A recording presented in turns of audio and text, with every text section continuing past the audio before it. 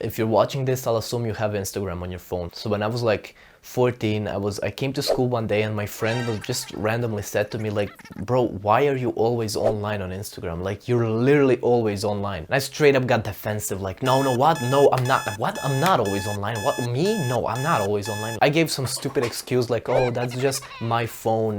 When I close Instagram, it still tells that I'm online. I went to check my time spent on Instagram and I watched like 4 hours a day. Oh, I guess that's normal. Let me just scroll some more. Oh, look, some ass. Oh, look, sport news. Oh, look, celebrity drama. Is this you? Look, I think it's pretty obvious that Instagram is bad for you. You're spending way too much time on it. You're losing that time. You're never gonna get it back. It's hurting your mental health. It's been proven that Instagram causes depression and that it causes anxiety. So it's really bad for you overall, and it's just making you into a loser. What would you say if I told you right now to delete Instagram for at least a week to see what it's like? Is your mind automatically thinking of reasons not to do it? What are the reasons? You have to text people on there. You have to get news about sports and the world media and whatever. You want to watch your crush stories and you don't want to be left out. So let me break this down. You have to text people. You can text people on their phone number. If people are important to you, you're gonna have their phone number, or you can ask for their phone number right now. If you don't have their number and if you're not comfortable asking for their number, then they are not that important, bro. If you care for someone, if someone is important for your life, you're gonna have their number. And you know, it's good to cut out toxic people from your life, so might as well use this opportunity to do that too. You have to get news about sports and about everything.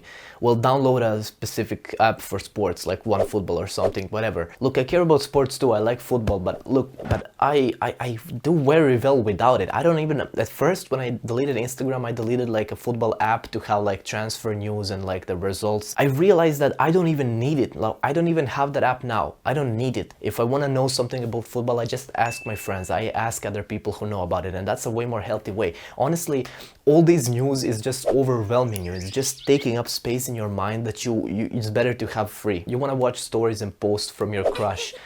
Listen, ask her out. She says yes, great. You have a girl, ask for her number. Now you can delete Instagram because you have the number. She says no, great. You can delete Instagram now. You don't need her anymore. You're free. Win-win. And finally, you don't want to be left out. But what are you gonna be left out of? Instagram is for losers. You're gonna be left out of the loser fest. What? Understand that it's just fear of missing out and that you need to get over that fear, because fears are bad. I just broke down your reasons for keeping Instagram, so might as well delete it now, at least for a week, to see how it goes. And if you have any more reasons that I didn't break down, well, write them down in the comments. I will break them down too.